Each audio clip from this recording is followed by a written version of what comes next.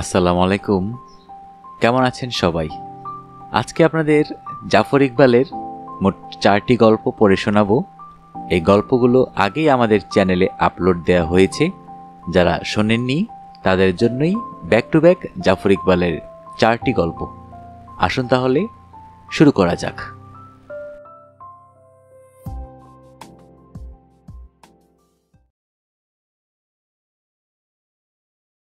মোহাম্মদ জাফর ইকবাল রচিত experiment. মধ্যবয়স্ক professor মহিলাটি বললেন, এই যে এটা হচ্ছে ডায়াল আর এটা হচ্ছে সুইচ। ডায়ালটার যত বেশি ঘোরাবেন ভোল্টেজ তত বেশি হবে। যখন সুইচ টিপে ধরবেন তখন ওই মানুষটা ইলেকট্রিক শক খাবে। নির্বোধ ধরনের মহিলাটি জিজ্ঞেস করল, ওই মানুষটা কি আমাকে দেখতে পাবে? না, আপনাকে দেখতে পাবে না। ইলেকট্রিক শক দিলে কি মানুষটার কষ্ট হবে? অবশ্যই কষ্ট হবে। প্রফেসর হাহা করে হেসে বললেন, ইলেকট্রিক শক খেলে মানুষের কষ্ট হয় জানেন না? তাহলে ওই মানুষটা শক খেতে রাজি হয়েছে কেন? দুটি কারণে। প্রথম কারণে হচ্ছে এটা একটা বৈজ্ঞানিক পরীক্ষা। আমরা দেখতে চাচ্ছি একজন মানুষ সবচেয়ে বেশি কত ভোল্টেজের ইলেকট্রিক শক কতক্ষণ সহ্য করতে পারে। এই মানুষটা সেই এক্সপেরিমেন্টে বসে ইলেকট্রিক শক খেতে রাজি হয়েছে। গাধা টাইপের মানুষ খানিকটা বলতে পারেন। তবে দ্বিতীয় একটা কারণ আছে। এই মানুষটা যে এক্সপেরিমেন্টে বসতে রাজি হয়েছে সেজন্য আমরা তাকে কিছু টাকা পয়সা দিব। কত টাকা?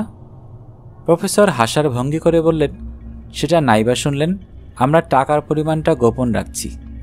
নির্বোধ ধরনের মহিলাটি বড় বড় চোখ করে বললেন, অনেক টাকা নিশ্চয়ই? মোটামুটি। তাহলে মনে হয় মানুষটা গাধা টাইপের না, একটু চালু টাইপের। আপনি সেটাও বলতে পারেন। মহিলাটি ডায়াল এবং সুইচটা পরীক্ষা করে বলল, আচ্ছা, খুব বেশি ইলেকট্রিক শক খেয়ে মানুষটা কি মরে যেতে পারে? প্রফেসর বললেন, না, মারা যাবার কোনো আশঙ্কা নেই। মানুষটা কষ্ট পাবে, ভোল্টেজ যদি বেশি হয় তাহলে অমানসিক কষ্ট, কিন্তু মারা যাবে না। যদি মরে যায়?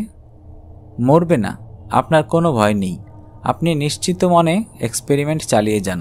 তাছাড়া মানুষটাকে দিয়ে বন্ড লিখিয়ে নিয়েছি।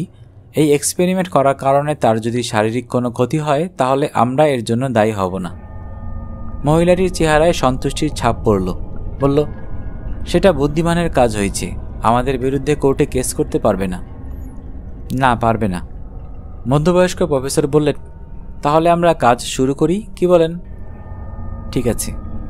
প্রফেসর বললেন, আপনার কাজ খুব সহজ। ডায়ালটা ঘোরাবেন আর সুইচ টিপে ধরবেন। ভেতরে রেকর্ডিংয়ের ব্যবস্থা আছে, সব কিছু রেকর্ড হয়ে যাবে। যখন এক্সপেরিমেন্ট শেষ হয়ে যাবে আমাদের ডাক দিবেন। ঠিক আছে। মহিলাটি ছোট জানালা দিয়ে ভেতরে উকি দিল। মানুষটা একটা চেয়ারে বসে আছে, চোখে মুখে একটু বেপরোয়া ভাব, তবুও বোঝা যাচ্ছে একটু একটু ভয় পাচ্ছে। দুটো হাত চেয়ারের হাতলের সাথে আর পা চেয়ারের পায়ের সাথে বেল্ট দিয়ে বাঁধা। মানুষটা যেন হঠাৎ করে উঠে চলে যেতে না পারে সেজন্য এই ব্যবস্থা। মানুষটার দুই হাতে দুইটা ধাতব স্ট্র্যাপ লাগানো, সেখান থেকে ইলেকট্রিক তার বের হয়ে এসেছে। এই দুটি ইলেকট্রিক তার দিয়ে মানুষটাকে শক দেওয়া হবে। গোলাপি রঙের একটা টি শার্ট আর জিন্সের প্যান্ট পরে আছে। মাথার চুল এলোমেলো, গায়ের রং বেশ ফর্সা, মুখে 2-3 দিনের না কামানো দাড়ি। মহিলাটি ডায়ালটি সাবধানে একটু ঘুরিয়ে সুইচটা টিপে ধরল। সাথে সাথে চেয়ারে বেঁধে থাকা মানুষটা একটু কেঁপে উঠে এদিক সেদিক তাকালো। ছোট একটা ইলেকট্রিক শক খেয়েছে মনে হয়। মহিলাটি ডায়ালটা আরেকটু ঘুরিয়ে আবার সুইচটা টিপে ধরতেই মানুষটা কেঁপে উঠে একটা ছোট শব্দ করল। হঠাৎ করে এই মানুষটার চেহারায় একটা ভয়ের ছাপ পড়ে। সে এদিকে সেদিকে ভয়ে তাকিয়ে দেখার চেষ্টা করতে শুরু করেছে। মহিলাটা ডায়ালটা আরেকটু ঘুরে আবার সুইচ টিপে ধরতেই মানুষটা প্রথমবার একটু চিৎকার করে উঠল। তার মুখে এই প্রথমবার শুধু ভয় নয়, আতঙ্কের ছাপ পড়েছে। মহিলাটি আবার ডায়াল একটুখানি ঘুরিয়ে সুইচটা টিপে ধরতেই মানুষটা হঠাৎ বিচিত্র ভঙ্গিতে কেঁপে ওঠে। তার মুখটা বিকৃত হয়ে যায় এবং তার ভেতরে সে গঙ্গানের মতন শব্দ করে ওঠে। মহিলাটা জিভ দিয়ে তার ঠোঁট ভিজিয়ে নেয়। মনে হচ্ছে এখন সত্যিকার অর্থে ইলেকট্রিক শক দেওয়া শুরু হয়েছে। সে ডায়ালটার দিকে তাকালো। এখনও অনেক দূর যাওয়া বাকি, মাত্র শুরু হয়েছে। যখন আরও বেশি শক দেওয়া হবে মানুষটা কি করবে কে জানে। মহিলাটা ডায়ালটা বেশ খানিকটা ঘুরিয়ে সুইচটা টিপে ধরতেই মানুষটা চেয়ার থেকে লাফিয়ে বের হয়ে আসার চেষ্টা করে। থরথর করে সারা শরীর কাঁপতে থাকে, সাথে সাথে সে গলা ফাটিয়ে চিৎকার করতে থাকে। যন্ত্রণার অমানসিক একটা চিৎকার। সুইচটা যতক্ষণ টিপে রাখার কথা, মহিলাটি তার থেকে কয়েক মুহূর্ত বেশি সময় সুইচ টিপে ধরে রাখল। মানুষটা যন্ত্রণা দেওয়ার মাঝে অত্যন্ত বিচিত্র একটা আনন্দ রয়েছে, যেটা সে আগে কখনোই অনুভব করেনি। চেয়ারে বেঁধে রাখা মানুষটা এবারে সত্যি সত্যি ভয় পেয়েছে। তার সারা মুখ ফ্যাকাশে এবং রক্তশূন্য, মুখ হা করে রেখেছে এবং চোখগুলোতে অবর্ণনীয় আতঙ্ক। মহিলাটি জোরে জোরে নিঃশ্বাস নিয়ে ডায়ালটা আরও বেশ খানিকটা ঘুরিয়ে কাপা হাতে সুইচটা টিপে ধরে সাথে সাথে চেয়ারে বেঁধে রাখা মানুষটা অমানসিক যন্ত্রণায় গলা ফাটিয়ে চিৎকার করতে থাকে। তার সারা শরীর এক ধরনের ভয়াবহ খিঁচুনিতে থরথর করে কাঁপছে। মনে হয় চোখ দুটো কোটর ঠেলে বের হয়ে আসছে। মানুষটা মুখ হা করে জোরে জোরে নিঃশ্বাস নেবার চেষ্টা করছে, কিন্তু মনে হচ্ছে বুক ভরে নিঃশ্বাস নিতে পারছে না। যন্ত্রণাকাতর মানুষটিকে দেখে মহিলাটির মুখের মাংসপেশি শক্ত হয়ে আসে। সে সুইচটা টিপে ধরে রেখে অবর্ণনীয় যন্ত্রণায় কেঁপে কেঁপে ওঠা মানুষটার দিকে তাকিয়ে থাকে। নিজের অজান্তেই সে একটু পরে পরে মুখে লোল টেনে নিতে থাকে। মনিটরে মহিলাটির কঠিন মুখটির দিকে তাকিয়ে থাকতে থাকতে প্রফেসর নিচু গলায় তার সহকর্মীকে বললেন, কেমন দেখছো? অবিশ্বাস্য! একজন মানুষ যে অকারণে আরেকজন মানুষকে এভাবে কষ্ট দিতে পারে, সেটা নিজের চোখে না দেখলে বিশ্বাস করতাম না। সহকর্মী মাথা নেড়ে বলল, আমার রীতিমতো শরীর খারাপ লাগছে। প্রফেসর সহকর্মীর দিকে তাকিয়ে বললেন, কেন? তোমার শরীর খারাপ লাগছে? তুমি তো জানো এখানে কোনো ইলেকট্রিক শক দেয়া হচ্ছে না, পুরোটাই মানুষটার অভিনয়। জানি, আমি খুব ভালো করে জানি। সব কিছু তো আমি তৈরি করেছি, যন্ত্রপাতি পুরোটাই বোগাস, আমি সেটা জানি। কিন্তু মানুষটার অভিনয় এত রিয়েলিস্টিক মনে হচ্ছে আসলেই বুঝি ইলেকট্রিক শক খাচ্ছে। প্রফেসর দুলে দুলে হাসতে হাসতে বললেন, 1961 সালে স্ট্যানলি মিলগ্রাম প্রথম এই এক্সপেরিমেন্টটা করেছিলেন। সারা পৃথিবীতে তখন হইচই পড়ে গিয়েছিল। পড়ারই কথা, নির্বোধ মহিলাটা ভাবছে সে এক্সপেরিমেন্ট করছে, আসলে তাকে নিয়ে যে এক্সপেরিমেন্ট হচ্ছে সে জানতেও পারছে না। প্রফেসর বললেন, সেটাই হচ্ছে সবচেয়ে মজার ব্যাপার। সহকর্মী নিঃশ্বাস ফেলে বলল, কিন্তু কি লাভ এইরকম এক্সপেরিমেন্ট করে? আমরা তো এক্সপেরিমেন্ট ছাড়াই জানি মানুষ কত নিষ্ঠুর হতে পারে। প্রফেসর মাথা নেড়ে বলল, জানি না, ভাষা জানি, ঠিক করে জানি না। এক্সপেরিমেন্ট করার জন্য এতগুলো টাকা পেয়েছি, কেন এক্সপেরিমেন্ট করব না? সহকর্মী সোজা হয়ে বসে বলল, হ্যাঁ, অনেকগুলো টাকা দিয়েছে এই প্রজেক্টে, সেরকম খরচ তো নেই। খরচ নেই তো কি হয়েছে, খরচ করে ফেলব। আমাদের এই অভিনেতাকে টাকা দিয়ে খুশি করে দেব। এরকম প্রফেশনাল অভিনেতা না হলে এই এক্সপেরিমেন্টটা এত ভালো করে করতে পারতাম। কিন্তু যন্ত্রপাতি কিনব, কিছু যন্ত্রপাতি কিনব, দেশে বিদেশে কনফারেন্সে যাব, টাকা খরচ করা কোনো সমস্যা নাকি? প্রফেসর সহকর্মীর প্রফেসরের দিকে তাকিয়ে বলল, কিন্তু একটা প্রাইভেট কোম্পানি আপনাকে গবেষণা করার জন্য এত টাকা কেন দিল? প্রফেসর মাথা নেড়ে বললেন, জানি না, মনে হয় গাধা টাইপের কোম্পানি। ম্যানেজিং ডিরেক্টর মানুষটা মনে হয় গাধা টাইপের। কোম্পানি ম্যানেজিং ডিরেক্টর ঠিক সেই মুহূর্তে প্রফেসরের ঘরে গোপনে বসিয়ে রাখা ক্যামেরাতে প্রফেসরকে লক্ষ্য করছিলেন। পাশে বসে থাকা সেক্রেটারি বলল, স্যার শুনলেন? বলছে আমাদের কোম্পানিটা নাকি গাধা টাইপের, আর আপনিও নাকি গাধা টাইপের মানুষ। শুনেছি। 4 পয়সার প্রফেসরের কত বড় সাহস, যত বড় মুখ নয় তত বড় কথা। ম্যানেজিং ডিরেক্টর তার সেক্রেটারির দিকে তাকিয়ে বললেন, তুমি রেগে উঠছো কেন? রাখবো না? এরকম কথা শুনলে রাগ হয় না? দেখো, আমরা গোপনে তার কথা শুনছি, পুরো কাজটা বেআইনি। এরকম বেআইনি কাজ করলে কিছু বেফাস কথা শুনতে হয়। তাছাড়া প্রফেসর তো মিথ্যা কথা বলেনি। এরকম হাস্যকর একটা এক্সপেরিমেন্টের জন্যে আমরা এত টাকা ঢালছি, তার কাছে মনে হতেই পারে আমরা বোকা, গাধা টাইপের। কিন্তু কী জন্যে ঢালছি সেটা তো জানে না। না, জানার কথা না। সে কেমন করে জানবে ট্যাক্স ফাঁকি দেওয়ার এটা একটা রাস্তা? কোম্পানির কোটি কোটি টাকা আমরা হালাল করে নেব এই 4 পয়সার প্রফেসরকে স্বল্প কিছু টাকা দিয়ে। সরকারি মানুষদেরকে বোকা বানানো খুবই সোজা। তবে গোয়েন্দা বাহিনীর নতুন ডিরেক্টর নাকি একটু তেদর টাইপের, শুধু তার থেকে একটু সতর্ক থাকতে হবে। গোয়েন্দা বাহিনীর প্রধান একটা নিঃশ্বাস ফেলে ইলেকট্রনিক ডিভিশনের কম বয়সী অফিসারকে জিজ্ঞেস করল, পুরোটা রেকর্ড করেছ? জি স্যার, করেছি। কত বড় সাহস! আমাকে বলে তেদর টাইপের। নতুন ইলেকট্রিক সার্ভাইলেন্সের যন্ত্রপাতির খবর তো রাখে না, তাই এরকম আজে বাজে কথা বলে। যদি জানতো আমি সব কোম্পানির সব ম্যানেজিং ডিরেক্টরকে চোখে চোখে রাখছি, তাহলে এদের সবার পেটের ভাত চাল হয়ে যেত। ইলেকট্রনিক ডিভিশনের অফিসার বলল, জি স্যার। একদিক দিয়ে ভালোই হলো। কি ভালো হলো স্যার? এই যে তার পুরো কথাবার্তা রেকর্ড হয়ে থাকলো, এই ম্যানেজিং ডিরেক্টর ব্যাটাকে কালকে ডেকে আনবো। এইখানে বসিয়ে তাকে এই পুরো ভিডিওটা দেখিয়ে বলবো, সোনার চাঁদ, এখন বলো কে তেদর, তুমি না আমি? কিন্তু স্যার, তাহলে তো জেনে যাবে আমরা সবাইকে সার্ভাইলেন্সে রেখেছি। জানুক, না জানলে সে আমাকে টাকা পয়সা দেবে? সবাই আখের গুছিয়ে নিয়েছে, আর আমি এখনো কিছু করতে পারলাম না। এই তো সুযোগ। ইলেকট্রনিক ডিভিশনের অফিসার বলল, কিন্তু স্যার, আমাদের প্রেসিডেন্ট বলেছেন এটা গোপন রাখতে। সার্ভাইল্যান্সের কথা সবাই জেনে গেলে দেশে হইচই পড়তে পারে। গোয়েন্দা বাহিনীর প্রধান টেবিলে থাবা দিয়ে বললেন, আরে গুল্লি মারো প্রেসিডেন্টের, বুড়ো হাবড়া একটা প্রেসিডেন্ট। প্রেসিডেন্ট দেওয়ালে টাঙানো মনিটরের দিকে তাকিয়ে টেবিলটা খামচে ধরে নিজের মনে বিড়বিড় করে বললেন, আমি বুড়ো হাবড়া? তুমি কত বড় গর্ধব যে আমার সম্পর্কে এরকম বলো? তুমি জানো না আমি পরপর 3 বার এই দেশের প্রেসিডেন্ট হয়েছি। কেউ কি ঘাস খেয়ে একটা দেশের 3 বার প্রেসিডেন্ট হয়? বৃদ্ধ প্রেসিডেন্ট তার অফিসের নরম চেয়ারে শরীর ডুবিয়ে মনিটরে গোয়েন্দা বাহিনীর প্রধানের ধূর্ত চেহারার দিকে তাকিয়ে থাকে। এই মানুষটাকে কিভাবে শাস্তি দেওয়া যায় তার নানা ধরনের পরিকল্পনা প্রেসিডেন্টের মাথায় খেলতে থাকে। তোমার কি মনে হয় প্রেসিডেন্ট কীরকম শাস্তি দেবে? মেরে ফেলবে?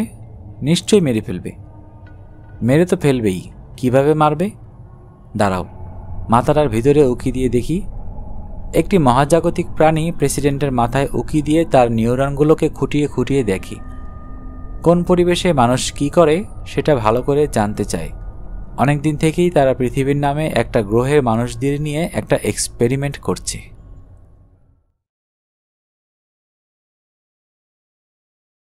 কাবিনের জীবনের একটি দিন। কাবিনের স্ত্রী মুলান ম্লান মুখে বলল, আমাদের কিন্তু টেনে টুনে বড় জোর 1 সপ্তাহ চলবে। মাত্র 1 সপ্তাহ?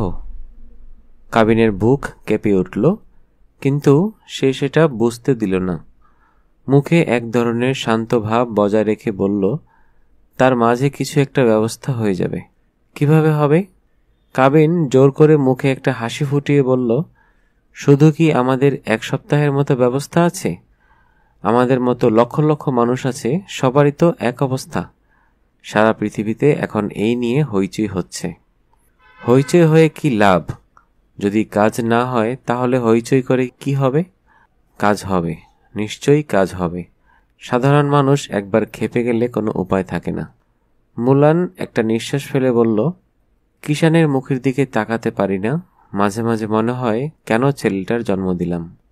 ছি, এভাবে বলো না মুলান, এভাবে বললে অমঙ্গল হয়। নতুন করে আর কি অমঙ্গল হবে? সারা পৃথিবী জুড়ে কি অমঙ্গল হচ্ছে না? মুলান কোনো কথা বলল না। মাথায় টুপিটা বসিয়ে ঘাড়ে ঝোলাটা নিয়ে মুলানের দিকে তাকিয়ে খানিকটা অন্যমনস্কভাবে হাত নেড়ে ঘর থেকে বের হয়ে গেল।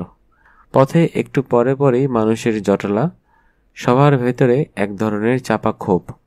মনে হয় একটা বিস্ফোরণের পথ খুঁজছে। পার্কের সিঁড়িতে একজন মানুষ হাত নেড়ে কথা বলছিল। তাকে ঘিরে একটা ছোট ভিড় জমে গেছে। কাবিন একটু এগিয়ে যেতেই মানুষটার গলার আওয়াজ শুনতে পেল।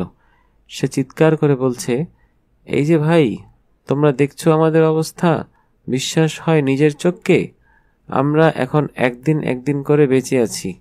অন্য মানুষের লোভের মূল্য দিচ্ছি আমরা, আমি, তুমি আর অন্যেরা। কেন আমাদের তাদের লাভের যোগান দিতে হবে? কেন? সামনে দাঁড়িয়ে থাকা মানুষগুলোর ভেতর থেকে কয়েকজন গলা উঁচিয়ে বলল, কেন কেন? তার কারণ আমরা সেটা হাতে নিয়েছি। আমরা তাদের লম্বা জিভকে সহ্য করেছি। তোমরা বলো, তোমরা কি আরো সহ্য করতে চাও? ধুকে ধুকে মরতে চাও? অনেকে চিৎকার করে বলল, চাই না, চাই না। যদি না চাও তাহলে কিন্তু রাস্তায় নামতে হবে। মানুষটা হাত তুলে চিৎকার করে বলল, বলো তোমরা কি রাস্তায় নামতে রাজি আছো কিনা? অসংখ্য মানুষ চিৎকার করে বলল, আছি আছি। চলো তাহলে সবাই মিলে যাই। একজন জিজ্ঞেস করল, কোথায় যাব? প্রথমে কংগ্রেস ভবনে, সেটা ঘেরাও করতে হবে। সিনেটরদের জিজ্ঞাসা করতে হবে তারা আমাদের রক্ষা করবে নাকি আমরা নিজেদের রক্ষা করব। একজন চিৎকার করে বলল, সিনেটররা ধ্বংস হোক। অসংখ্য মানুষ চিৎকার করে বলল, ধ্বংস হোক, ধ্বংস হোক। পার্কের সিঁড়িতে আধবুড়ো একজন মানুষ লাফ দিয়ে উঠে দাঁড়িয়ে বলল, কংগ্রেস ভবন ঘেরাও করে কোনো লাভ নেই। তাহলে কি ঘেরাও করতে হবে? ঘেরাও করার সময় চলে গেছে। আধবুড়ো মানুষটা হাত তুলে চিৎকার করে বলল, এখন আমাদের ছিনিয়ে নেয়ার সময়। অসংখ্য মানুষ চিৎকার করে বলল, ছিনিয়ে নাও, ছিনিয়ে নাও। আধবুড়ো মানুষটা উন্মত্তের মতো মাথা ঝাঁকিয়ে বলল, ভাইয়েরা আমার, তোমাদের যদি বুকে বল থাকে তাহলে চলো আমরা কোম্পানি দখল করে তার মজুত করে রাখা সবকিছু লুট করে নিই। দেখতে দেখতে মানুষের ভিড় অনেক বেড়ে গেছে। তার ভেতর থেকে ক্রোধোন্মত্ত মানুষ হুঙ্কার দিয়ে বলল, ছিনিয়ে নাও, লুট করে নাও, পুড়িয়ে দাও। কিছু বোঝার আগেই কাবিন আবিষ্কার করল বিশাল একটা জনস্রোতের সাথে সে এগিয়ে যাচ্ছে। মানুষজন চিৎকার করছে, হাত পা শূন্যে ছুঁড়ে বুকের ভেতর চেপে থাকা ক্রোধটি প্রকাশ করছে। সূর্যটা গনগনে হয়ে উপরে উঠছে। তার প্রচণ্ড উত্তাপে সবার ক্রোধকে যেন শতগুণে বাড়িয়ে দিচ্ছে। জনস্রোতটা যতই এগোতে থাকে ততই ফুলে ফেপে উঠতে থাকে। পুঞ্জীভূত ক্রোধ ততই বিস্ফোরণমুখ হতে থাকে। সিনেটর কাজিস্কি টেলিভিশনের দিকে তাকিয়ে ভ্রু কুঁচকে বলল, এরা কারা, কি করছে? সেক্রেটারি মেয়েটি নিচের ঠোঁটটি দাঁতে কামড়ে থেকে একটা নিঃশ্বাস আটকে রেখে বলল, পাবলিক। পাবলিক? পাবলিক এমন খেপেছে কেন? কোথায় যাচ্ছে? প্রথমে ঠিক করেছিল কংগ্রেস ভবন ঘেরাও করবে। সিনেটর কাজিস্কি চমকে উঠল, সর্বনাশ! তারপর? তারপর ঠিক করেছে অক্সিরন কোম্পানি ঘেরাও করবে। অক্সিরন? অক্সিরন কেন? সবার ধারণা অক্সিরন তাদের প্রোডাকশন কমিয়ে দিয়েছে, সবকিছু কালোবাজারিতে চলে গেছে, দাম বেড়ে আকাশ ছোঁয়া হয়ে গেছে। সিনেটর কাজিস্কি ইতস্তত করে বলল, কিন্তু মানে। বাক্যটা অসম্পূর্ণ রেখে সে টেলিভিশনের দিকে তাকিয়ে বলল, মানুষগুলোর হাতে লাঠিসোঁটা কেন? সবাই খুব রেগে আছে। রেগে আছে? রেগে আছে কেন? সেক্রেটারি মেয়েটি খুব কষ্ট করে মুখে স্বাভাবিক একটা ভাব ফুটিয়ে রেখে বলল, রেগে আছে কারণ কারো বাসায় একদিনের, কারো বাসায় দুদিনের, বড়জোর 1-2 সপ্তাহের সাপ্লাই আছে। সাপ্লাই না থাকলে কিনে নেবে, এটা নিয়ে এত হইচই করার কি আছে? কেনার পয়সা নেই, দাম আকাশ ছোঁয়া। সিনেটর কাজিস্কি তার গাল চুলকাতে চুলকাতে বলল, কি মুশকিল, এই লোকগুলো অক্সিরন গিয়ে কি করবে? ইন্টেলিজেন্স রিপোর্ট বলছে মানুষগুলো ঠিক করেছে অক্সিজেন কোম্পানি লুট করে পুরো কোম্পানি জ্বালিয়ে দেবে। সিনেটর কাজিস্কি তার চেয়ারে প্রায় লাফিয়ে উঠল, কি বলছো তুমি? জি স্যার, সেইটাই রিপোর্ট। সর্বনাশ! পুলিশ মিলিটারি পাঠানো হয়েছে? Security force? যাচ্ছে স্যার, কিন্তু কি? এই লক্ষ লক্ষ মানুষকে ঠেকানোর ক্ষমতা পুলিশ মিলিটারির নেই। কেন থাকবে না? গুলি করবে, ব্রাশ ফায়ার করবে। সেক্রেটারি মেয়েটি শীতল চোখে সিনেটর কাজিস্কির দিকে তাকিয়ে থাকে। সে নিজের ভেতরে এক ধরনের ঘৃণা অনুভব করে। বিষয়টি কারো অজানা নেই, অক্সিরন কোম্পানির শেয়ারের বড় অংশের মালিক সিনেটর কাজিস্কির পরিবার। তাই বুঝি কোম্পানিটাকে বাঁচানোর জন্য এত সহজে মানুষকে ব্রাশ ফায়ারে গুলি করে মেরে ফেলার কথা বলতে পারে। সিনেটর কাজিস্কি ছটফট করে টেলিভিশনের দিকে তাকায়, বিড়বিড় করে বলে, কি আশ্চর্য, মানুষগুলো দেখি পশু হয়ে যাচ্ছে। একজনের চেহারা দেখেছ, কি ভয়ঙ্কর। সেক্রেটারি মেয়েটি কোনো কথা বলল না, তার কথা বলার রুচি হলো না। অক্সিরন কোম্পানির সামনে সশস্ত্র নিরাপত্তা বাহিনীর মানুষেরা পাথরের মতো মুখ করে দাঁড়িয়ে আছে। একটা সাজোয়া গাড়ির উপর দিয়ে একজন অফিসার মেগাফোনে চিৎকার করে বলল, সবাইকে এই মুহূর্তে এখান থেকে চলে যেতে বলা হচ্ছে। এই মুহূর্তে চলে যেতে বলা হচ্ছে। কোনো রকম বিশৃঙ্খলা সহ্য করা হবে না। বিশৃঙ্খলা সহ্য করা হবে না। লক্ষ লক্ষ মানুষের চিৎকারে অফিসারের কণ্ঠ চাপা পড়ে গেল। সমুদ্রের গর্জনের মতো মানুষেরা হুঙ্কার দিয়ে বলল, ধ্বংস হোক, ধ্বংস হোক, জ্বালিয়ে দাও, পুড়িয়ে দাও, ছিনিয়ে নাও, ছিনিয়ে নাও। নিরাপত্তা বাহিনীর মানুষেরা তাদের হাতে অস্ত্র তুলে নেয়, সোজাসুজি জনতার দিকে তাক করে ধরে রাখে। সূর্যের আলোতে অস্ত্রের ধাতব নলগুলো চকচক করতে থাকে। মাথায় একটা লাল রুমাল বাঁধা মধ্যবয়স্ক মানুষ লাফিয়ে একটা গাড়ির উপর দাঁড়িয়ে চিৎকার করে বলল, সংগ্রামী বন্ধুরা আমার, তোমরা কি প্রাণ দিতে প্রস্তুত? হাজার হাজার মানুষ চিৎকার করে বলল, প্রস্তুত। আমরা আমাদের প্রাণ দিয়ে আমাদের ছেলে মেয়েদের জন্যে নতুন একটা পৃথিবী দিয়ে যাব। মানুষ চিৎকার করে বলল, দিয়ে যাব, দিয়ে যাব। তাহলে সবাই প্রস্তুত হও। মানুষটা খ্যাপার মতো হাত শূন্যে ছুরি দিয়ে বলল, আমরা এই মিলিটারিদের পদদলিত করেই এগিয়ে যাব। তাদের গুলিতে হয়তো আমি তুমি মারা যাব, কিন্তু তারপরেও আমাদের লক্ষ লক্ষ জনতা থাকবে। তারা দেয়াল ভেঙে ভেতরে ঢুকে যাবে, অক্সিজনের পুরো ভবন জ্বালিয়ে দেবে, মজুদ রাখা সবকিছু ছিনিয়ে নেবে। আমরা পৃথিবীর ইতিহাস থেকে অক্সিজনের নাম চিরদিনের জন্য মুছে দেব। লক্ষ লক্ষ মানুষ চিৎকার করে বলল, মুছে দেব, মুছে দেব। তোমরা প্রস্তুত? প্রাণ দিতে প্রস্তুত? প্রস্তুত, প্রস্তুত। কাবিন হতচকিতের মতো মাথায় লাল রুমাল বাঁধা মানুষটার দিকে তাকিয়েছিল। ওই বিশাল জনস্রোত এখনই বাঁধ ভাঙা পানির মতো ছুটে যাবে, তারপর কিছু একটা বোঝার আগেই গুলি খেয়ে শত শত মানুষ মরে যাবে। দরিদ্র দুর্ভাগা মানুষ, তাদের মৃত্যুতে কার কি এসে যাবে? দেশের বা পৃথিবীর কি ক্ষতিবৃদ্ধি হবে? চোখের সামনে এত বড় একটা হত্যাকাণ্ড সে কেমন করে দেখবে? কিছু বোঝার আগেই কাবিন হঠাৎ লক্ষ্য করল, সে লাফিয়ে লাল রুমাল বাঁধা মানুষটার পাশে এসে দাঁড়িয়েছে। সামনে দাঁড়িয়ে থাকা মানুষগুলোর দিকে তাকিয়ে সে হাত নেড়ে চিৎকার করে বলল, প্রিয় ভাইয়েরা, আমার একটা কথা শুনো। মানুষেরা গর্জন করে উঠল, কি কথা? আমার বাসায় একটি অসুস্থ শিশু আছে। সে আশা করে আছে আমি সারা জীবনের জন্য তার চিন্তা ঘুচিয়ে দেব। তার বদলে যদি আজ বিকালে আমার লাশ পৌঁছানো হয়, সে কি খুশি হবে? সামনে দাঁড়িয়ে থাকা ক্রুদ্ধ মানুষেরা চিৎকার করে বলল, তুমি কি বলতে চাও? সেটা বলার আগে তোমরা আমার প্রশ্নের উত্তর দাও। কি প্রশ্ন? তোমার বাসায় কি তুমি তোমার সন্তানদের রেখে এসেছ? তোমার স্ত্রীদের রেখে এসেছ? তারা কি তোমার লাশের জন্য অপেক্ষা করছে?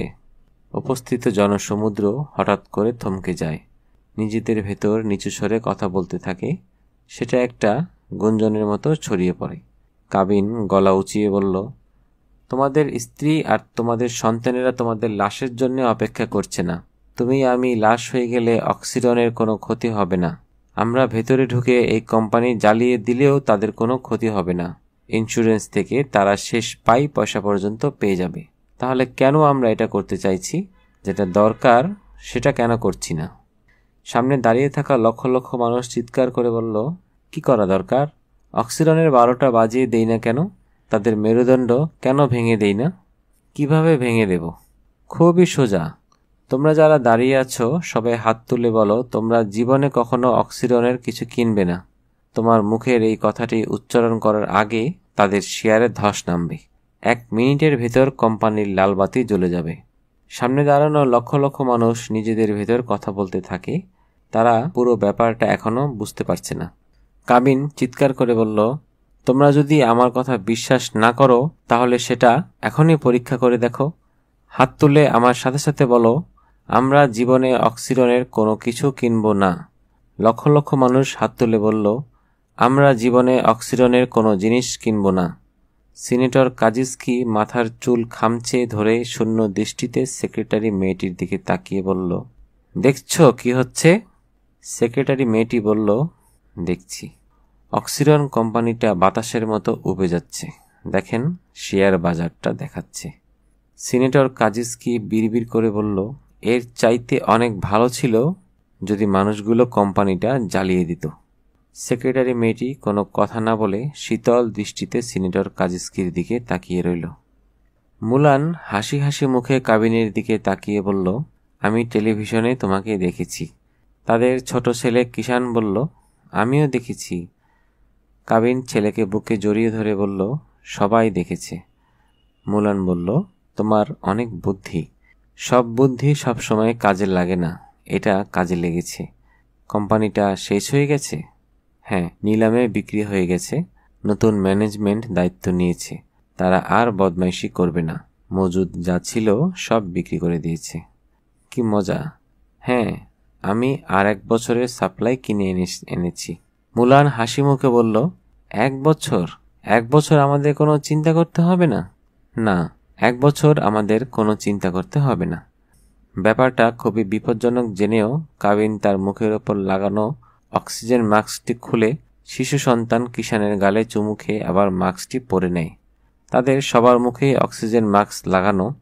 পৃথিবীর মানুষ পুরো বায়ুমণ্ডল বিষাক্ত করে ফেলেছে। কেউ এখন এই বাতাসে নিঃশ্বাস নিতে পারে না। দোকান থেকে অক্সিজেন কিনে সেই অক্সিজেনে নিঃশ্বাস নিতে হয়। মানুষ আগে যেরকম খাওয়ার জন্য খাবার কিনে রাখত, এখন সেরকম নিঃশ্বাস নেবার জন্যে বাতাস কিনে রাখে। মহাকাশযান টাইটুন। একটা বিপদগ্রস্ত মহাকাশযান সাহায্যের জন্য সিগন্যাল পাঠাচ্ছে। ও, ক্যাপ্টেন রন ভ্রু কুঁচকে বলল, সাহায্যের জন্য সিগন্যাল দুর্বোধ্যভাবে কেন পাঠাচ্ছে? সহজ কোডিংয়ে কেন পাঠাচ্ছে না? আসলে মহাকাশযানটা সহজ কোডিংয়ে পাঠাচ্ছে, আমাদের কাছে দুর্বোধ্য মনে হচ্ছে। ক্যাপ্টেন রন তীক্ষ্ণ দৃষ্টিতে কমিউনিকেশন অফিসার রনের দিকে তাকিয়ে বললেন, তুমি কি বলতে চাইছো? এটা আমাদের কোনো মহাকাশযান নয়, এটা মহাজাগতিক কোনো প্রাণীর মহাকাশযান। ক্যাপ্টেন রন চমকে উঠে বলল, কি বলছো তুমি? আমি ঠিকই বলছি ক্যাপ্টেন, আপনি এলেই দেখতে পারবেন। সুপার কম্পিউটারের প্রথমবার অর্থ বের করতে সময় লেগেছে, এখন আর সময় লাগছে না। আমরা কি তার সাহায্যের আবেদনে সাড়া দেব? দাঁড়াও, আমি নিজে একবার দেখে নিই। ক্যাপ্টেন রনের সাথে সাথে মহাকাশযানের অন্যান্য ক্রুরাও যোগাযোগ মডিউলের সামনে এসে দাঁড়িয়েছে। দূরের মহাকাশযান থেকে যে সিগন্যালটি পাঠানো হয়েছে সেটা এরকম, বাঁচাও, আমাদের বাঁচাও, বিধ্বস্ত শক্তি ক্ষেপণ কেন্দ্র, নিঃশেষিত রসদ, ধ্বংসের মুখোমুখি মহাকাশযান, বাঁচাও, আমাদের বাঁচাও। ক্যাপ্টেন রন সাহায্য বার্তার দিকে তাকিয়ে বলল, তোমরা কেমন করে বুঝতে পারলে এটা মহাজাগতিক প্রাণীর সিগন্যাল? পৃথিবীর কোনো মহাকাশযান থেকে এই সিগন্যাল পাঠালে আমাদের বিশ্লেষণ করতে কোনো সময় লাগতো না। এটা আমাদের সিগন্যাল না। এটা যেদিক দিয়ে আসছে সেদিকে আগে কখনো আমাদের কোনো মহাকাশযান গিয়েছে? না, যায়নি। এই মহাকাশযানটা এখন আমাদের কাছ থেকে কত দূরে আছে? মহাজাগতিক হিসেবে খুবই কাছে। আমরা এখন যে গতিতে যাচ্ছি তাতে 1 সপ্তাহের ভেতর পৌঁছতে পারব। যদি এত কাছে আছে তাহলে সিগন্যালটা কেন আগে পেলাম না? টাটুল বলল, সিগন্যালটা খুবই দুর্বল, সেই জন্যে। ক্যাপ্টেন রন অন্যমনস্কভাবে তার গাল চুলকালো। মহাকাশযানের কোডে পরিষ্কার লেখা আছে, কোনো বিপদগ্রস্ত মহাকাশযান যদি সাহায্য চায় তাহলে সাথে সাথে সাহায্যের জন্য ছুটে যেতে হবে। কিন্তু মহাকাশযানটি যদি মানুষের না হয়ে মহাজাগতিক কোনো প্রাণীর হয় তাহলে কি করতে হবে সেটা পরিষ্কার করে লেখা নেই। যে সিদ্ধান্তটা নেয়ার সেটা তাকেই নিতে হবে। ক্যাপ্টেন রন চোখ বন্ধ করে এক মুহূর্তে ভাবল, তারপর ঘুরে কমিউনিকেশন অফিসার টাটুলের দিকে তাকিয়ে বলল, টাটুল, তুমি একটা উত্তর পাঠাও। কি বলবো সেখানে? বলো, আমরা আসছি। কন্ট্রোল প্যানেল ঘিরে মহাকাশযানের ক্রুরা দাঁড়িয়েছিল। ক্যাপ্টেন রন তাদের দিকে তাকিয়ে বলল, তোমরা সবাই এসো, কিভাবে তাদের সাহায্য করা যায় সেটা নিয়ে একটু কথা বলি। মহাকাশযানের কন্ট্রোল রুমে বড় টেবিলটা ঘিরে সবাই বসেছে। ক্যাপ্টেন রন সবার দিকে একবার তাকিয়ে বলল, তোমরা সবাই শুনেছ, আমরা একটা বিপদগ্রস্ত মহাকাশযানটিকে সাহায্য করার জন্য যাচ্ছি। ঠিক কিভাবে সাহায্য করব আমি সেটা নিয়ে তোমাদের সাথে কথা বলতে চাই। ইঞ্জিনিয়ার সুরা বলল, তাদের সমস্যাটা কি সেটা না জানা পর্যন্ত আমরা তো কোনো পরিকল্পনা করতে পারছি না। ক্যাপ্টেন রন মাথা নেড়ে বলল, ঠিকই বলেছ, আমরা প্রথমেই জানতে চাইব তাদের সমস্যাটা কি। তথ্য প্রযুক্তিবিদ লানা বলল, মহাজাগতিক প্রাণীদের মহাকাশযানের নিশ্চয়ই নিজস্ব তথ্যকেন্দ্র আছে। আমাদের তথ্যকেন্দ্রের সাথে সেই তথ্যকেন্দ্রের তথ্য বিনিময় করা দরকার। আমাদের জানা উচিত তাদের সভ্যতা কোন ধরনের। জীববিজ্ঞানী কায়াল মাথা নাড়ল, বলল, আমার আর তর সইছে না, আমি প্রাণীগুলোকে দেখতে চাই। ঠিক কীভাবে প্রাণের বিকাশ হয়েছে আমি বুঝতে চাই। এটাও কি জিনোম কেন্দ্রিক, কার্বন ভিত্তিক নাকি সিলিকন ভিত্তিক? ক্যাপ্টেন রন জীববিজ্ঞানী কায়ালকে থামিয়ে দিয়ে বলল, তুমি তোমার কৌতূহল মেটানোর অনেক সুযোগ পাবে। আগে বাস্তব সমস্যাগুলোর কথা বলি। আমাদের কি কি ঝুঁকি আছে? যেহেতু প্রাণীগুলো সম্পর্কে আমরা কিছুই জানি না, নিরাপত্তার জন্য অবশ্যই কোয়ারেন্টাইন করতে হবে। আমাদের একটা নিরাপত্তা বলয় তৈরি করে নিতে হবে, সবার আগে দরকার। মহাকাশযানের সকল ক্রু, ইঞ্জিনিয়ার আর বিজ্ঞানীরা অস্থির গলায় কথা বলতে থাকে। সবার ভেতরে এক ধরনের উত্তেজনা। মানবজাতির ইতিহাসে যেটা ঘটেনি সেটা প্রথমবারের মতো ঘটতে যাচ্ছে। পৃথিবীর মানুষ প্রথমবারের মতো একটা মহাজাগতিক প্রাণীর মুখোমুখি হতে যাচ্ছে। দীর্ঘ আলোচনার পর যখন সবাই নিজের কাজে ফিরে যাচ্ছিল, তখন হঠাৎ ক্যাপ্টেন রন আবিষ্কার করে বড় টেবিলের এক কোণায় গালে হাত দিয়ে পদার্থবিজ্ঞানী ক্রাউস বসে আছে। ক্যাপ্টেন রন তার দিকে তাকিয়ে বলল, ক্রাউস, তুমি কিছু বলবে? না। ক্রাউস মাথা নাড়ল। আমার কিছু বলার নেই। আমরা একটা মহাজাগতিক প্রাণীকে দেখতে পাবো, সেটা নিয়ে তোমার কোনো আগ্রহ নেই? এত বড় বিশ্ব ব্রহ্মাণ্ড, আমরা ছাড়া আরও কত মহাজাগতিক প্রাণী আছে। আগে হোক পরে হোক, তাদের সাথে আমাদের দেখা হবেই। আমরা আগামী এক সপ্তাহের মাঝে প্রথমবারের মতো এই মহাজাগতিক প্রাণীদের দেখতে পাব। কত কি হতে পারে? নিরাপত্তার ব্যাপারে তোমার কোনো বক্তব্য আছে? না। শুধু কি তাদের ডান হাত কি ডান দিকে না বাম দিকে, সেটা জানা থাকলে ভালো হতো। কন্ট্রোল ঘরে বসে থাকা সবাই ঘুরে ক্রাউসের দিকে তাকালো। মানুষটি ঠাট্টা করে কিছু বলছে কিনা কেউ বুঝতে পারল না। জীববিজ্ঞানী কায়েল বলল, এই প্রাণীগুলো কীরকম আমাদের জানা নেই। তাদের হাত পা আছে না অক্টোপাসের মতো সুর আছে, আমরা কিছুই জানি না। ডান হাত বাম হাত থাকবে তোমাকে কে বলেছে? তথ্য প্রযুক্তিবিদ লানা বলল, তুমি এরকম হেয়ালি করে কেন কথা বলছো? ডান হাত আবার বাম দিকে কেমন করে হয়? ইঞ্জিনিয়ার সুরা হাসার ভঙ্গি করে বলল, আমাদের বিজ্ঞানী ক্রাউস সব সময় সব কিছু নিয়ে ঠাট্টা করে, কাজেই মহাজাগতিক প্রাণী নিয়েও ঠাট্টা করবে, এতে অবাক হবার কি আছে?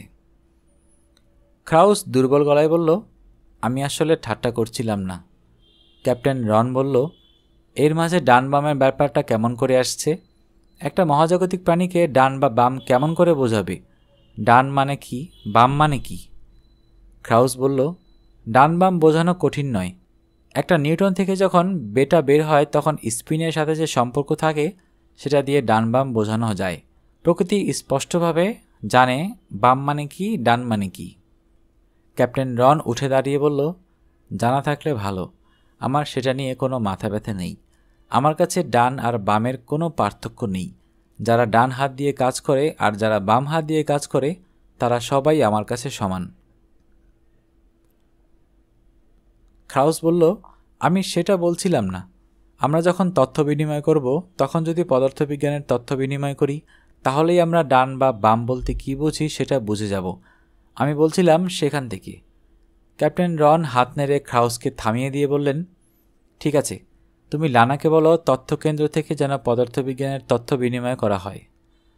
লানা হতাশার মতো ভঙ্গি করে বলল, আমি যখন এই মহাকাশযানে যোগ দিয়েছিলাম তখন ভেবেছিলাম আর বুঝি পদার্থবিজ্ঞান আমাকে উৎপাত করবে না। স্কুলে, কলেজে, বিশ্ববিদ্যালয়ে এই পদার্থবিজ্ঞান বিষয়টা আমাকে কি কষ্ট দিয়েছে জানো? ক্রাউস অপরাধীর মতো বলল, আসলে বিষয়টা এত খারাপ না। স্কুল কলেজে ঠিক করে পড়ায় না তো, সেজন্য কেউ পছন্দ করে না। যাই হোক, আমি যেটা বলছিলাম। ক্রাউস কি বলছিল সেটা কেউ শুনতে চাইল না। সবারই অনেক কাজ, কারো এখন পদার্থবিজ্ঞানের হেয়ালি শোনার সময় নেই। পরবর্তী 6 দিনেও কেউ ক্রাউসের কথা শোনার সময় পেল না। মহাকাশযানটি বিধ্বস্ত, তাদের জন্য তথ্য বিনিময় করাও খুব সহজ ছিল না। তারপরেও তারা চেষ্টা করা হলো। মহাজাগতিক প্রাণীটি সিলিকন ভিত্তিক, বুদ্ধিমত্তা মানুষের মতো মস্তিষ্কে কেন্দ্রীভূত নয়, সেটা পরিব্যাপ্ত। মহাকাশযানের ইঞ্জিনের সমস্যা হয়েছে, এক ধরনের জ্বালানি সংকট রয়েছে। ক্রাউসের একান্ত ইচ্ছার কারণে পদার্থবিজ্ঞানেরও কিছু তথ্য বিনিময় করা হয়েছে। বিজ্ঞানে তারা মানুষ থেকে খানিকটা পিছিয়ে আছে। 10 মাত্রার স্ট্রিং থিওরির সমাধান করেছে, কিন্তু 14 মাত্রার অবতল থিওরি এখনও সমাধান করতে পারেনি। 7ম দিনে যখন মহাকাশযান টাইটনের ক্রুরা প্রথমবার সরাসরি মহাকাশযানটিকে দেখতে পেল, তখন তাদের উত্তেজনার কোনো সীমা ছিল না। আকৃতিটা অত্যন্ত বিচিত্র। পৃথিবীর কোনো কিছুর সাথে তার কোনো মিল নেই। পৃথিবীর প্রযুক্তিতে কোনো কিছু তৈরি করতে হলে তার মাঝে জ্যামিতিক কিছু আকার থাকে। এই মহাকাশযানে সেরকম কিছু নেই। মনে হয় পুরোটাই বুঝি একটু একটু করে নিজে থেকে গড়ে উঠেছে। মহাকাশযানটির ইঞ্জিন বিধ্বস্ত, তাই সেটি নিজেকে নিয়ন্ত্রণ করতে পারছে না, নির্দিষ্ট একটা গতিতে অসহায়ভাবে এগিয়ে আসছে। ক্যাপ্টেন রন মহাকাশযান টাইটনকে মহাজাগতিক প্রাণীদের মহাকাশযানটির গতিপথের সাথে একই সরলরেখায় উপস্থিত করে। তারপর খুব ধীরে ধীরে তার গতিপথ কমিয়ে আনতে থাকে, যখন দুটো মহাকাশযান একটি অন্যটিকে স্পর্শ করবে তখন একটি মহাকাশযানের তুলনায় অন্যটির গতিবেগ হবে 0। মহাকাশে ভিন্ন ভিন্ন মহাকাশযানের একত্রিত হওয়ার একটি পরীক্ষিত পদ্ধতি। কন্ট্রোল প্যানেলে সবাই এসে ভিড় করেছে। সবার ভেতরেই এক ধরনের উত্তেজনা। খুব ধীরে ধীরে মহাকাশযান দুটো একটি আরেকটির দিকে এগিয়ে আসছে, আর কিছুক্ষণের ভেতরেই মানবজাতির ইতিহাসে সবচেয়ে বড় ঘটনাটি ঘটতে যাচ্ছে। এরকম সময় কন্ট্রোল প্যানেলে একটা সংকেত ধরা পড়ল। ক্যাপ্টেন রন জিজ্ঞেস করল, কি পাঠিয়েছে? টাটল বলল, সামনের মহাকাশযান থেকে একটা বার্তা। কি বলেছে বার্তায়? টাটল পড়ে শোনালো, তোমাদের প্রতি কৃতজ্ঞতা, তোমাদের প্রতি ভালোবাসা, তোমাদের প্রতি শুভেচ্ছা, তোমাদের প্রতি কাজামিনু। কাজামিনু? কাজামিনু অর্থ কি? সুপার কম্পিউটার এটা অনুবাদ করতে পারেনি। মানুষের ভাষায় এটা নেই। নিশ্চয়ই কৃতজ্ঞতা, ভালোবাসা বা শুভেচ্ছার মতো একটা শুভকামনা। ক্যাপ্টেন রন বলল, ঠিক আছে, আমরাও তাদের জন্য একটা বার্তা পাঠাই। তাদেরকে বলো পৃথিবীর মানবজাতির পক্ষ থেকে শুভকামনা এই মিলন মেলায়। ক্রাউস হঠাৎ বাধা দিয়ে বলল, না। ক্যাপ্টেন রন অবাক হয়ে বলল, না? না কেন? ক্রাউস অস্থির গলায় বলল, ভালোবাসা, শুভকামনার অনেক সময় আছে, একটু পরেও সেটা পাঠানো যাবে। এখন যেটা দরকার সেটা পাঠাও। এখন কি দরকার? তাদের কাছে একটা বার্তা পাঠিয়ে বলো তারা যেন তাদের ডান দিকের লাইটটা জ্বালায়। ডান দিক? হ্যাঁ।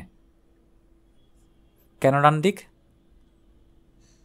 তোমাকে সেটা পরে বলছি। আমাদের হাতে এখন সময় নেই। আমরা একে অপরকে স্পর্শ করার আগেই একটা জিনিস জানা দরকার। ডান বলতে তারা কি বোঝায় সেটা জানা দরকার। ক্যাপ্টেন রন একটু অধৈর্য হয়ে বলল, কিন্তু আমরা ডান বলতে কি বোঝায় সেটা কি তারা জানে? জানে। আমরা পদার্থবিজ্ঞানের তথ্য বিনিময় করেছি। প্যারিটি ভায়োলেশন থেকে সেটা জানা সম্ভব। তারা জানে, আমি সেটা নিশ্চিত করেছি। কমিউনিকেশন অফিসার টাটল ক্যাপ্টেন রনের দিকে তাকিয়ে বলল, কি করব ক্যাপ্টেন? ঠিক আছে, আগে ক্রাউসের বার্তাটা পাঠাও। বলো তারা যেন তাদের ডান দিকের বাতিটা জ্বালায়। টাটল ক্ষিপ্র হাতে একটা কিবোর্ডে কথাগুলো লিখে সুপার কম্পিউটারে পাঠালো। সুপার কম্পিউটার সেই তথ্যটি মহাজাগতিক প্রাণীদের উপযোগী করে সাজিয়ে নিয়ে এক মূল অ্যান্টেনা দিয়ে পাঠিয়ে দেয়। কিছুক্ষণের মাঝেই বার্তাটি মহাজাগতিক প্রাণীদের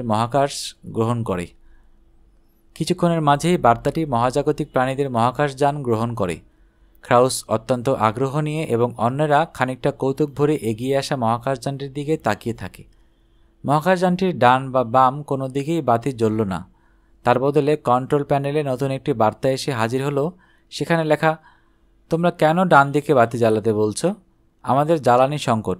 বাতি জ্বালিয়ে জ্বালানি অপচয় করতে চাই না। ক্যাপ্টেন রন ক্রাউসের দিকে তাকিয়ে বলল, ক্রাউস, তোমার কথা মতো আমরা চেষ্টা করেছি। তারা এখন তোমার সাথে এই খেলাটি খেলতে চাইছে না। ক্রাউস উত্তেজিত মুখে বলল, কিন্তু এই খেলা তাদের খেলতে হবে, খেলতেই হবে। তা না হলে আমরা কিছুতেই তাদের স্পর্শ করতে পারবো না। তাদের আবার বলো, যেভাবে হোক সমস্ত শক্তি সঞ্চয় করে হলেও ডান দিকের একটা বাতি জ্বালাতেই হবে। ক্যাপ্টেন রন একটু অবাক হয়ে ক্রাউসের দিকে তাকিয়ে রইল।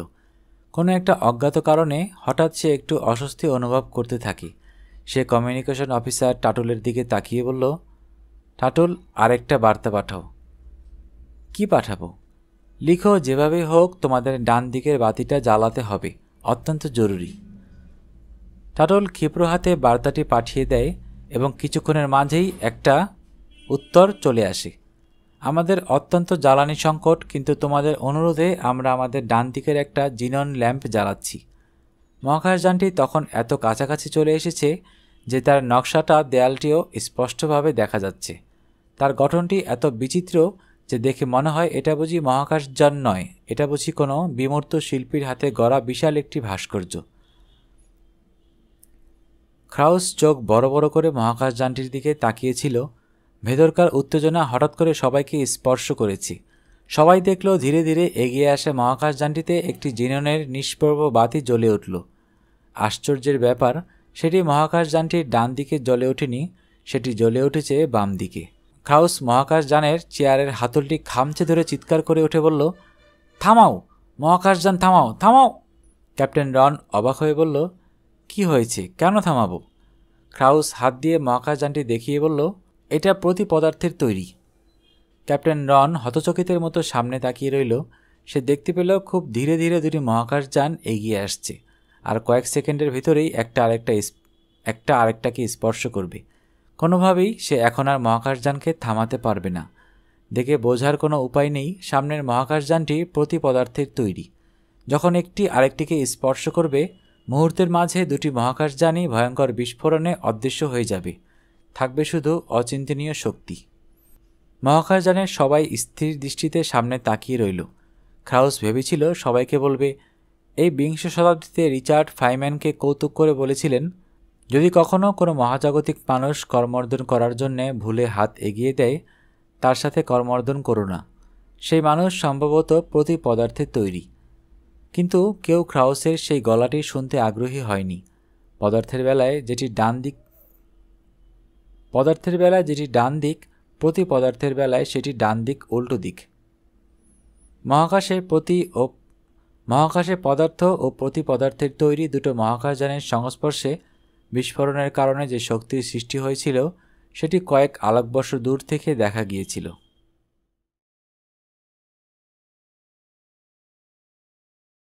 শপিং মল থেকে বের হয়ে রুমানা দেখল অনেক মানুষের ভিড়। মানুষগুলো কেন ভিড় করে দাঁড়িয়ে আছে বোঝার জন্যে সে একটু মাথা উঁচু করে দেখার চেষ্টা করল। মানুষের ভিড়ে কিছু দেখা যায় না। মনে হলো সামনে কয়েকটা পুলিশের গাড়ি। শুধু পুলিশ নয়, মিলিটারিও আছে। তারা সারি বেঁধে দাঁড়িয়ে আছে। মনে হচ্ছে তারা মানুষগুলোকে সার্চ করছে। রুমানার একটু তাড়াহুড়ো ছিল। এখন এই ঝামেলা থেকে কখন বের হতে পারবে কে জানে। পুলিশ আর মিলিটারি মিলে কি খুঁজছে সেটাই বা কে বলতে পারবে। আসলে পুলিশ আর মিলিটারি আমাকে খুঁজছে। রুমানা কানের কাছে ফিসফিস করে বলা কথাগুলো শুনে প্রায় লাফিয়ে উঠে মানুষটার দিকে তাকালো। 30-35 বছরের হাসিখুশি চেহারার একজন মানুষ, মাথায় এলোমেলো চুল, চোখে কালো একটা সানগ্লাস। মানুষটা দীর্ঘদেহী এবং সুদর্শন। 2-1 দিন শেভ করেনি বলে গালে খোঁচা খোঁচা দাড়ি, কিন্তু সেজন্য তাকে খারাপ লাগছে না। একটা নীল শার্ট আর জিন্সের প্যান্ট পরে আছে, ফর্সা রঙে তাকে খুব মানিয়ে গেছে।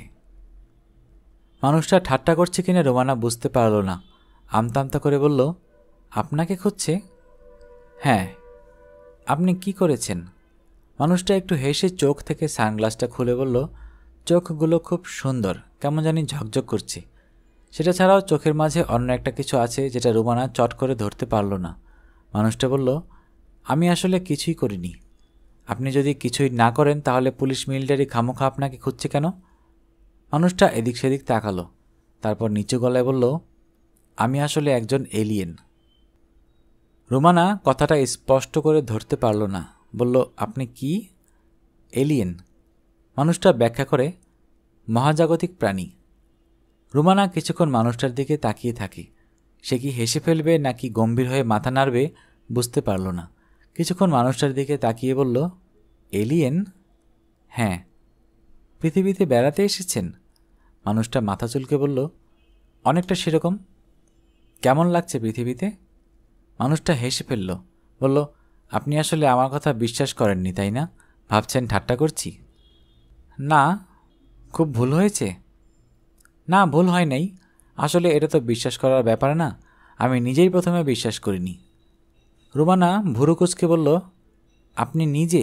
একটু আগে না আপনি বলেছিলেন আপনি এলিয়েন? হ্যাঁ, সেটাও সত্যি। আমি আসলে সাজ্জাদ, সিভিল ইঞ্জিনিয়ার। রুমানা বলল, ইঞ্জিনিয়ারিং ডিগ্রি কোথা থেকে নিয়েছেন?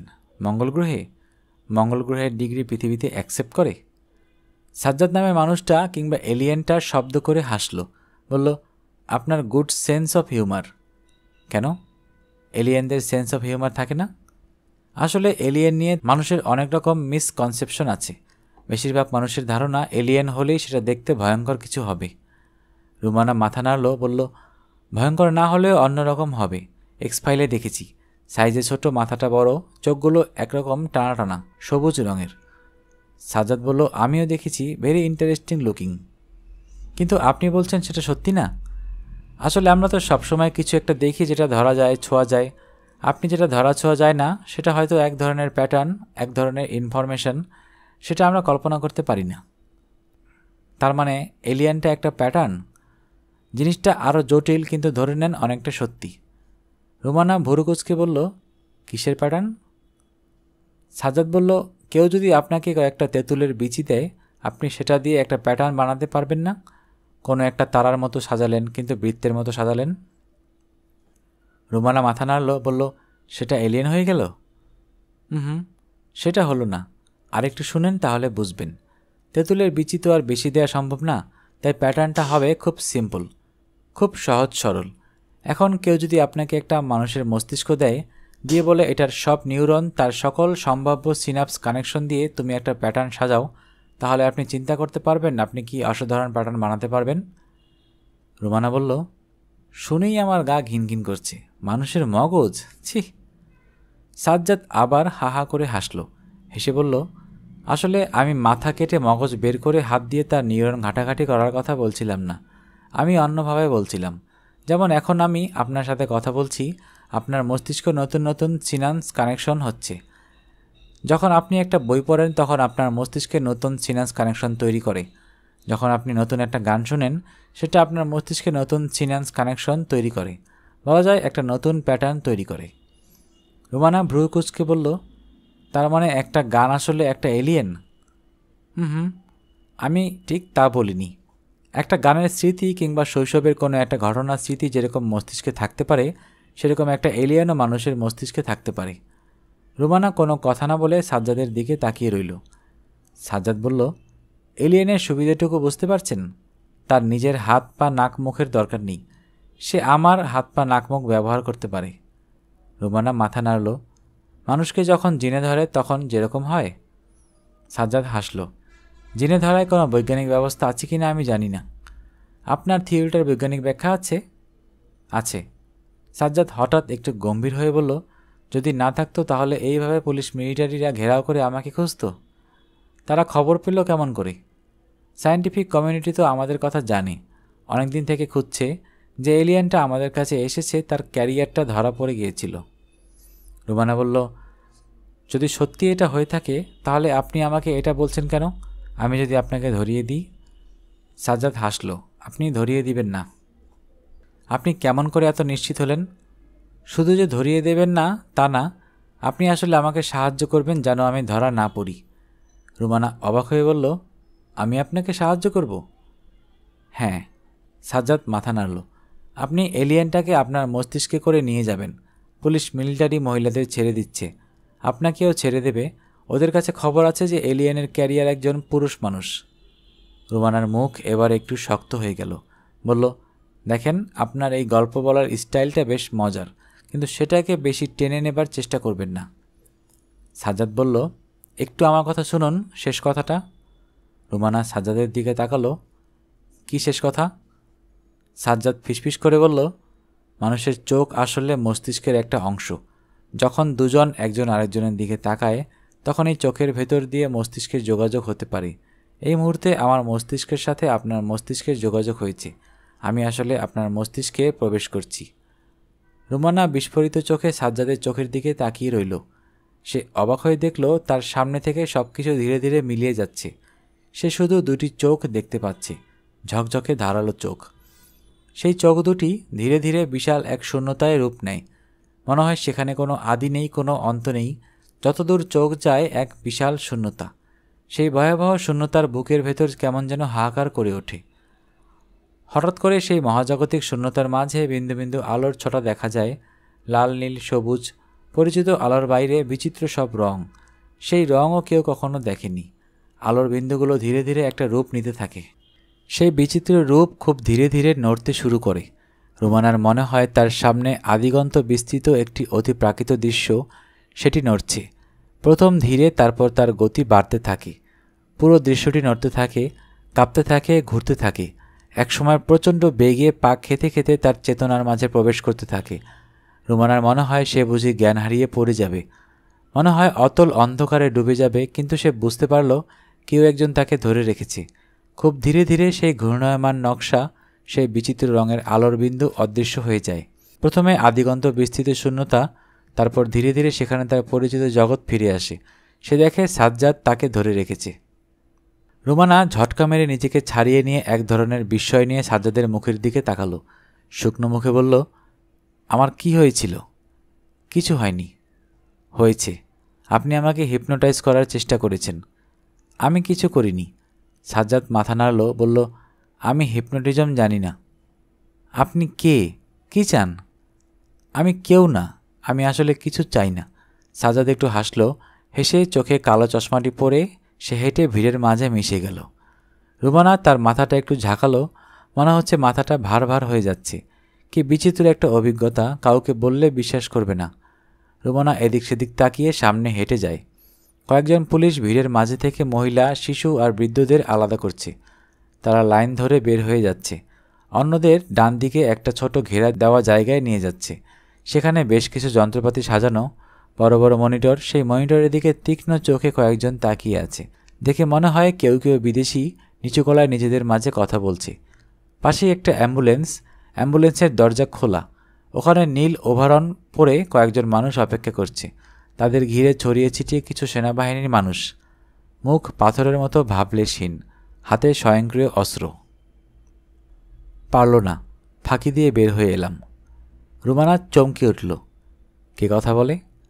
অবাক হওয়ার কিছু নেই রুমানা, আমি কথা বলছি। রুমানা এদিক সেদিক তাকালো, কেউ নেই তার কাছে। হঠাৎ করে এক ধরনের আতঙ্ক তার মাঝে চেপে বসে। ভয় পাওয়ার কিছু নেই রুমানা, আমি তোমার কোনো ক্ষতি করব না, শুধু তোমার মস্তিষ্কে থাকব। যখন সময় হবে অন্য কোথাও চলে যাব। রুমানা ফিসফিস করে বলে, কে তুমি? আমি আর তুমি আসলে একই অস্তিত্ব, তাই না? ভেবে দেখো। রুমানার হঠাৎ করে শৈশবের স্মৃতি ভেসে আসে। অসংখ্য স্মৃতি। দাউ দাউ করে আগুন জ্বলছে, সেখানে একটা বন্য পশু পুড়ছে। অর্ধদগ্ধ মাংসের টুকরো টেনে নিচ্ছে সবাই। তার মা টেনে আনলো এক টুকরো, সে খাচ্ছে তার মায়ের সাথে পশুর মতোই। হঠাৎ করে মনে পড়ল বরফের হিমবাহের কথা। চারিদিকে সাদা বরফ, তুষার পড়ছে বাতাসের ঝাপটা। কে একজন তার উপর ঝাঁপিয়ে পড়ল, ধারালো পাথর দিয়ে তার মাথায় আঘাত করার চেষ্টা করছে। সে এক দৃষ্টে তাকিয়ে আছে মানুষটার দিকে। ঘোড়ায় করে যাচ্ছে সে। তার চারপাশে হাজার হাজার ঘোড়সওয়ার, সবার হাতে ধারালো তরবারি। চিৎকার করছে অমানসিক গলায়। তাকে বেঁধে রেখেছে। শীর্ণ অভুক্ত সে শুয়ে আছে মাটিতে। প্রচণ্ড যন্ত্রণায় চিৎকার করছে সে, গর্ভ যন্ত্রণার চিৎকার। ছোট একটা বাচ্চার কান্না শুনতে পেল সে। জন্ম দিয়েছে একজন নবজাতকের। গুলি হচ্ছে বৃষ্টির মতো। রক্তাক্ত দেহে একজন কিশোর তার দিকে তাকিয়ে আছে, অনুনয় করে বলছে তাকে বাঁচাতে। কত স্মৃতি, কত সহস্র স্মৃতি, কত লক্ষ বছরের স্মৃতি। কতদিন থেকে বেঁচে আছে সে।